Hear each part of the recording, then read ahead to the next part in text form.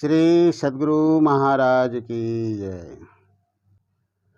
श्री सद्गुरु महाराज की जय। संत मत के वर्तमान आचार्य पूज्यपाद महर्षि हरिनंदन परमहंस जी महाराज का यह प्रवचन ग्राम लक्ष्मीनिया परसाही मधेपुरा में दिनांक 21 फरवरी 2014 ईस्वी को अपराह्नकालीन सत्संग में हुआ था। बंदौ गुरुपद कंज कृपा सिंधु नर रूप हरि महामोहतम पुंज जाशु वचन रवि कर निकर। आदरणीय सज्जन वृंद तथा आदरणीय माताओं एवं भक्तिमती बहनों, गुरु महाराज की वाणी में है, जितने मनुष्य तनधारी हैं प्रभु भक्ति कर सकते सभी। मनुष्य का शरीर हो, कोई धनवान हो, बलवान हो, निर्धन हो, कमज़ोर हो, बहुत ऊंचे पद पर रहने वाले हो अथवा बहुत नीचे पद पर हो, या राजा महाराजा हो, स्त्री पुरुष कोई भी क्यों न हो, सब कोई भक्ति कर सकते हैं। लेकिन कौन नहीं कर सकते? वे नहीं कर सकते जो पाप कर्म में लिप्त रहते हैं। कोई भी क्यों न हो, पाप कर्म करते रहने पर उनसे भक्ति नहीं होगी। गुरु नानक देव ने कहा, सूचे भाड़े साचू समावे बिरले सूचाचारी। पवित्र पात्र में ही पवित्र वस्तु अड़ती है। पाखाना फेंकने वाला मेहतर अगर पाखाना का टीन लेकर दूध लेने जाए, दूध वाले को पास और कहे कि हमको इसमें दूध दे दीजिए, तो क्या वे दे देंगे? हरगिज नहीं देंगे। दूध के लिए पवित्र पात्र चाहिए। पवित्र वस्तु रखना चाहते हैं तो पवित्र पात्र चाहिए। परमात्मा की भक्ति कौन करेंगे? जो पवित्र होकर रहेंगे। पाप कर्म में रहने वाले अपवित्र होते हैं। पाप कर्म में लिप्त रहने से भक्ति नहीं हो सकती, भक्ति का रस नहीं मिल सकता। बहुत लोग कहते हैं, बहुत समय हो गया, अभी तक कुछ मालूम नहीं पड़ता, जैसे के तैसे हैं। पूर्णता तो दूर की बात है, भजन का रस भी मिले, भजन में आनंद मालूम पड़े, यह भी नहीं हो रहा है। कारण क्या है? हम लोगों के गुरु महाराज ने कहा है, जो निज घट रस चाहो तो अपने को 5 पाप से हरदम खूब बचाहो।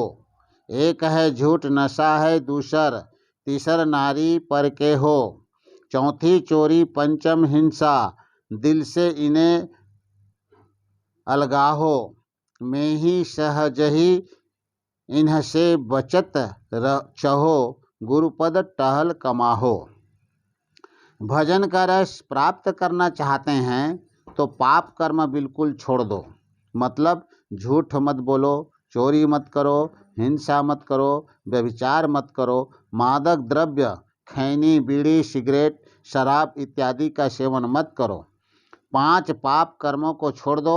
भले ही धन नहीं है, शरीर में बल नहीं है, विद्या नहीं है, लेकिन बहुत उत्तम आचरण वाले हैं, किसी तरह के पाप कर्म नहीं करते हैं, ऐसे व्यक्ति का समाज में बहुत सम्मान होता है।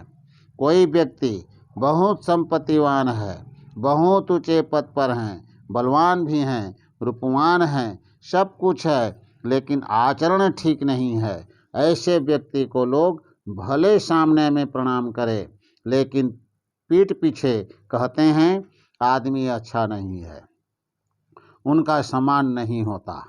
गरीब से गरीब है, लेकिन आचरण अच्छा है, देखते ही लोगों का सिर झुक जाता है। आचरण वाले व्यक्ति हों, गरीब क्यों न हो, विद्या नहीं हो, कुछ भी नहीं हो, लेकिन लोग अलग से ही कहते हैं बहुत अच्छे आदमी हैं। जो कभी झूठ नहीं बोलते, चोरी नहीं करते, हिंसा नहीं करते, व्यभिचार नहीं करते, मादक द्रव्यों का सेवन नहीं करते, पाप कर्म से बचकर रहते हैं, तो उनसे भक्ति भी होती है और समाज में वे प्रतिष्ठित भी रहते हैं। इसलिए संत महापुरुषों ने कहा, अपनी रहनी को संभाल कर रखो। संत कबीर साहब की वाणी में आया है, कहे कबीर निज रहन सम्हारी, सदा आनंद रहे नर नारी। रहनी को संभाल कर रखें, व्यवहारिक ज्ञान भी चाहिए, संसार में जीने की कला भी हम सीखें, कर्तव्य कर्म का पालन करें। माता पिता बड़े उपकारी होते हैं। वैसे तो जीवन काल में बहुत लोगों से हम लोग उपकृत हुए हैं, लेकिन माता पिता का बहुत उपकार है। जब हमारा जन्म हुआ, माँ ने कितनी सेवा की, उसका हम लोगों को स्मरण नहीं है। छोटे बच्चे को देखते हैं कि वह माँ की ही गोद में पखाना कर देता है, पेशाब कर देता है। माँ के मन में कभी क्रोध नहीं होता है। जाड़े की रात में माँ उसको अपने अंग से सटा कर सोती है। अंधेरी रात में बिजली की रोशनी नहीं है, पखाना कर देता है, कपड़ा लत्ता गंदा हो जाता है। माँ के मन में कुछ भी क्रोध नहीं होता, भले ही वह उसी पर रह जाती है, लेकिन बच्चे को सूखे कपड़े पर लिटा कर रखती है। कितना उपकार है माता का, कितना स्नेह। कुछ भी अच्छी चीज़ होती है खाने पीने की, माँ के मन में होता है कि मेरा पुत्र भी खाए। बचपन की बात हमको याद है, जब मैं विद्यालय पढ़ने के लिए जाता था, विद्यालय दूर था, लौटकर आने में देर हो जाती थी। कभी कभी मेरी माताजी अन्य छात्रों के घर में लोगों को पूछती थी, आपका पुत्र आया? बहुत देर हो गया है, मेरा पुत्र अभी तक नहीं आया है। माता को उपकार कितना है, वर्णन नहीं किया जा सकता। पिता का भी कम उपकार नहीं है। पिता पालते पोसते पढ़ाते लिखाते हैं। पिता के मन में रहता है कि मेरा पुत्र विद्वान बने। सामर्थ्य नहीं है, फिर भी होता है कि पढ़े। कुछ ज़मीन भी बेचना पड़ता है तो बेच डालते हैं नौकरी दिलाने में। ज़मीन बिक जाए तो बिक जाए, लेकिन नौकरी हो जाए, ऐसा ख्याल पिता का रहता है। अब पिता पाले पोसे, पढ़ाए लिखाए, शादी विवाह सब कुछ करवा दिए, नौकरी भी मिल गई। अब उसका कर्तव्य होता है कि माता पिता वृद्ध हो गए, उनकी सेवा में कमी नहीं होनी चाहिए। आजकल देखने में आता है, माता पिता कई पुत्रों को पाल पोस कर पढ़ा लिखा कर विद्वान बना देते हैं, सब कुछ कर देते हैं।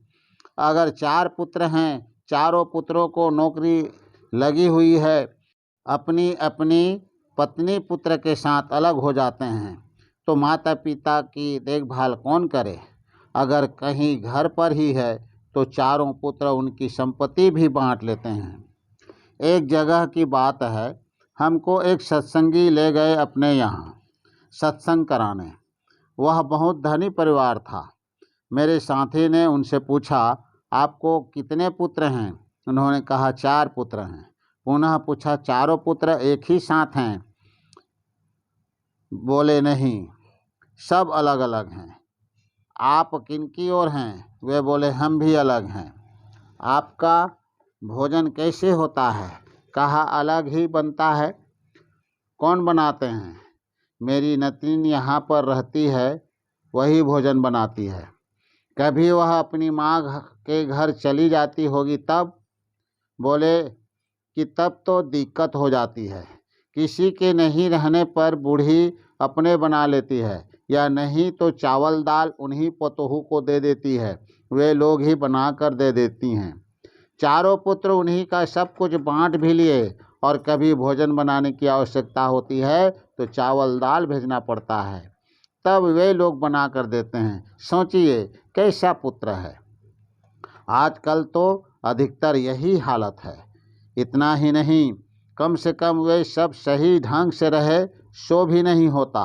छोटी छोटी बातों पर लड़ना झगड़ना, कभी पिता कभी माता के साथ, यह भी देखने में आता है। एक कहानी है, एक व्यक्ति था, उसकी माँ और उसकी धर्मपत्नी में हमेशा लड़ाई झगड़ा होती रहती थी। पत्नी मुंहजोर थी, माँ भी सहन करने वाली नहीं थी। जब माँ बूढ़ी हो गई, वह चल फिर नहीं सकती थी, तो जहाँ वह रहती थी वहीं पेशाब कर देती थी, थूक फेंक देती थी। इससे उसकी पतोहू उनको गाली देती थी। जहाँ बूढ़ी थूक खा कर फेंक देती है, वहीं पर आंगन में एक अलान बना दिए। बूढ़ी को उठाकर वहीं पर रख दिए। घर में सब कोई खाते पीते थे, लेकिन उसको देखने वाला कोई नहीं, पानी देने वाला कोई नहीं। वहीं से वह कहती थी, हमको खाने पीने को दो।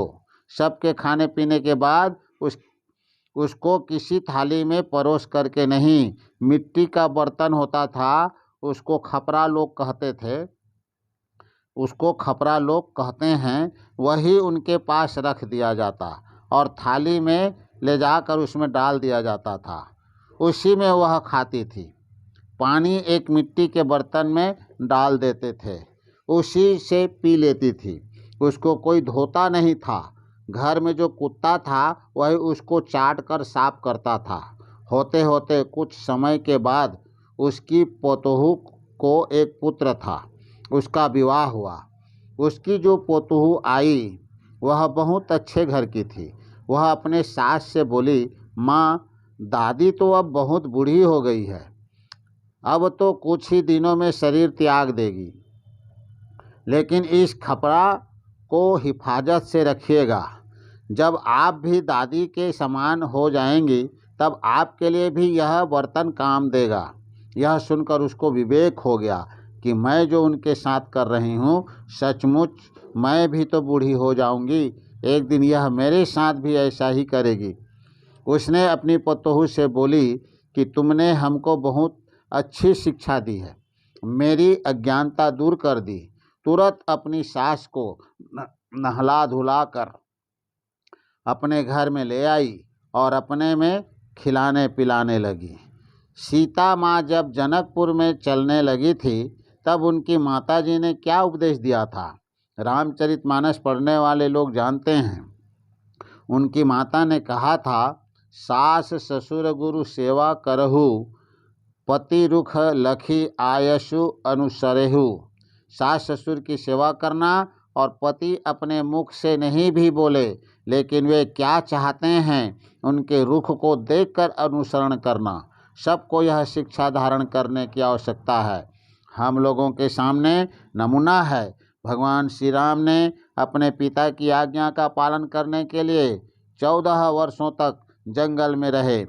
वह कैसा पुत्र था। हम लोगों को भी उनके आदर्श को अपनाना चाहिए। भाई भाई में कैसा प्रेम होना चाहिए, यह भगवान श्री राम ने हम लोगों को दिखला दिए। बोलिए प्रेम से श्री सद्गुरु महाराज की जय।